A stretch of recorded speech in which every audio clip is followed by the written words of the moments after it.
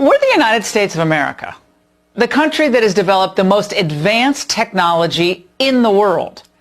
Like from a laboratory in Texas, we can control the Mars rover. That's 140 million miles away. We can drive it around Mars. But you're telling me we can't count votes in a timely fashion? Now, some of you are wondering whether it's worth it for the Trump campaign to launch legal battles in states like Pennsylvania, Michigan, Georgia, Nevada. After all, courts are generally very reluctant to interfere in state vote counts, and then Democrat-run states always seem to be able to find new batches of votes to swamp any Republican advantage anyway. So what is it going to achieve? Won't lawsuits just delay the inevitable? Isn't it time to just move on, lick our wounds, and regroup? Well, that's exactly what the Democrats are hoping for. Oh, and Mitt Romney. That we just move on and have the same process repeat itself every election. But my friends, that would be a huge disservice, not only to Trump supporters, but to our entire system of government. Mail-in ballots have been a concern from day one. I raised this issue with Vice President Pence months ago. Mail-in ballots, sir, are a looming disaster. I foresee a scenario where President Trump could actually be ahead in key states on election night, but those states couldn't have counted all the mail-in ballots. The one person, one vote right is at the very center of our democracy. And the president's made it very clear that we're not going to stand idly by while you see, Democrat states and Democrat governors use the backdrop of the coronavirus to send millions of ballots all across their states and all across this country. But this universal mail-in voting where you're going to see literally ballots showered all across the state, it is ripe for fraud, and we are headed straight to the courts to put a stop to it. And straight to the courts they went. Now, look, we've all heard the stories. Friends who received multiple ballot applications, others receiving ballot applications from multiple states where they used to live, or applications for dead relatives. I know some of those, those instances personally. But that was just the tip of the iceberg. And again, we all saw this coming. President Trump saw this coming. Here's some of what has already been reported. A Michigan state senator posted this video online, purportedly showing a GOP poll observer being thrown out by election officials. Note the reaction from the poll workers.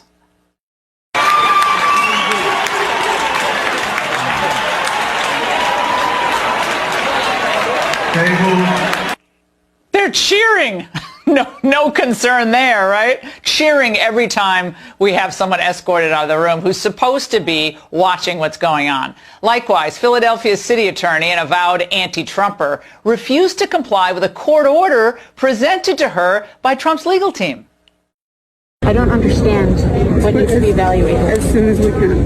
So someone will respond to you in writing or come down and talk to you? No, the order's pretty clear. I've been a lawyer for 30 years. Can you tell us what's unclear about it? The city is evaluating it, and I can't tell you anything more than that. I don't understand why 8 attorneys need to evaluate this order. My clients' representatives are to be within 6 feet of the process. We have read the order, and we are complying with the order, and we will discuss it with you in a bit. After we keep counting more votes and erode President Trump's advantage. Unbelievable. Now, this comes as no surprise, then, that all over Philly, GOP attorneys tasked with observing the polls reported being blocked from entering ballot counting sites. Why are they blocking them? What are they hiding? And out west, things are just as troubling. 2 days ago, the attorney general there from Arizona found 18 unopened ballots hidden under a rock. Now, those ballots have since been returned, but it just shows you how vulnerable mail-in voting is to be tampered with. If that doesn't convince you, check out what's happening in Nevada. The GOP believes that Clark County officials have counted thousands of mail-in ballots from dead people and people who no longer live there. The party has also fielded thousands of complaints from voters, including Jill Stokey, who claimed this happened to her.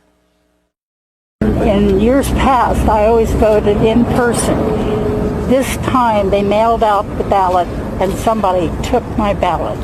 They also took the ballot of my roommate. Guaranteeing the integrity of our vote is necessary for both parties. Vice President Biden says let every vote count, but that's foolish and would be illegal, as state laws require that certain parameters be met for voter eligibility. I couldn't go vote tonight if I wanted to. Should that vote count? In other words, we should ensure that every legal vote counts, to be specific and correct. Every improper vote cancels out a legal vote on the other side. That must never be allowed to happen. We need to make certain that most Americans, at least most of them, believe elections are won or lost in this country fair and square. And the fact is, right now, almost all of us who voted for President Trump, around, 70 million Americans or so, we have real concerns about this mail-in voting and how this vote is being conducted. We don't trust the people counting the votes. I'm sorry. There's good reason not to trust them. And a lot of Americans don't trust the local officials overseeing the process. And they certainly don't trust the media reporting on it. My goodness, given what we've seen. This cannot be allowed to happen ever again. President Trump, he understands this. We're hearing stories that are horror stories, absolute horror stories. And we can't let that happen to the United States of America. It's not a question of who wins, Republican, Democrat, Joe, myself. We can't let that happen to our country. We can't be disgraced by having something like this happen. But it'll probably go through a process, a legal process. I have a feeling judges are going to have to rule. Unless something highly unusual happens, Americans should always know the winner of the election on election night or maybe the next morning. The country needs certainty, and our democratic process cannot be less reliable than, say, Nigeria's. That's why the Trump campaign is fighting. But they're not just fighting for him. They're fighting for us, so that generations from now, this election isn't going to be remembered as just another sad example of elite corruption, but as a moment when we were diligent about getting to the truth. Democracy is sometimes messy. It sometimes requires a little patience as well. But that patience has been rewarded now for more than 240 years with a system of governance that's been the envy of the world. I ask everyone to stay calm, all the people to stay calm. Calm? Do we really think that if the positions were reversed, if Biden was seeing his lead evaporate hour by hour, that his supporters, given what they did this summer, would be calm? There's not enough plywood on the East Coast to protect Washington and Baltimore from the damage they'd do.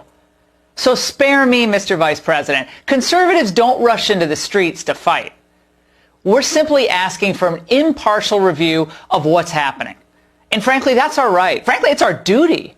When we have hundreds of thousands of ballots dumped in key states in batches after election night.